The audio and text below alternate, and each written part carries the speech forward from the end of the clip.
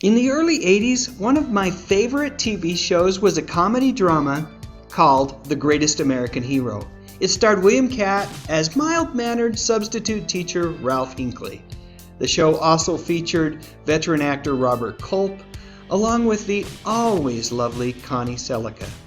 In the show, Ralph is given a red and black suit by aliens that grant him superhuman abilities. Unfortunately for Ralph, he hates wearing the suit, and he immediately loses the instruction book, and thus he has to learn how to use its powers through trial and error, often with very funny results. The show was, at least at the beginning of its run, a ratings success. However, towards the end of the first season, the show was faced with an identity crisis that no one could have predicted.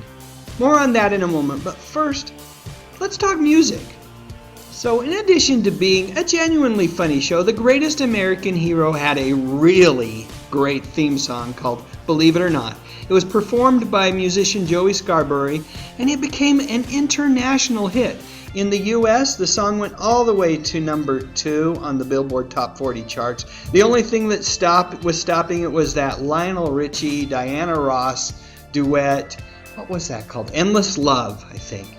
Anyway, since that time, the song has been pervasive in American pop culture, appearing in episodes of Seinfeld, Family Guy, as well as numerous commercials.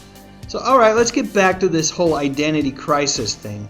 What happened as the cast and crew were midway through filming the first season of the show is that there was an assassination attempt on then President Ronald Reagan by a young man named John Hinckley Jr. If my memory serves me correctly, his actions were at least partially motivated by his fascination with actress Jodie Foster. Truthfully, I don't remember all of the details, but I do recall that all of a sudden, as the first season of Greatest American Hero was winding down, Ralph Hinckley all of a sudden became Ralph Hanley. Apparently, the makers of the show felt like they needed to distance the main character as far away from John Hinckley Jr. as possible. Did sharing the same last name have any effect on the show's ratings? I don't think so, and I guess eventually the makers of the show came to agree, because when season 2 premiered, William Catt was once again known as good old substitute teacher Ralph Hinckley. In all, this series ran for 3 seasons, and it was only a couple of episodes towards the tail end of season 1 where he was known as Ralph Hanley.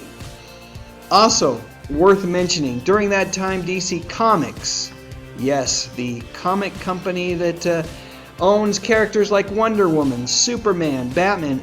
Well, anyway, their parent company, Warner Brothers, sued ABC Television, claiming that Greatest American Hero was a ripoff of their Superman character. Ultimately, the case was dismissed about a month after their final episode aired, I think, if I remember right. But the judge said that while both of the heroes had similar powers, some of the same powers, in particular the ability to fly through the air, there were more dissimilarities than similarities between Clark Kent and Ralph Hanley. Hinckley.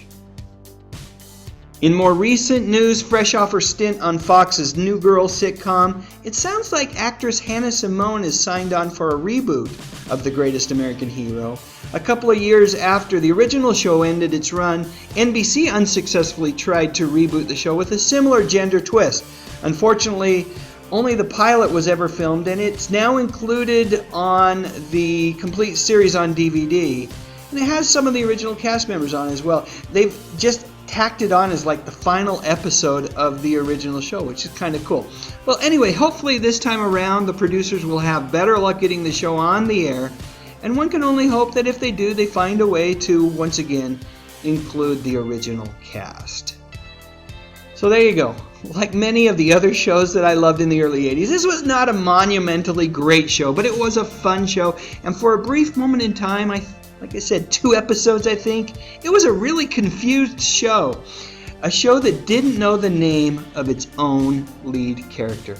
So what do you think? Was the decision to change Ralph's name justified, or was it just an understandable but overreaction to a truly horrible event?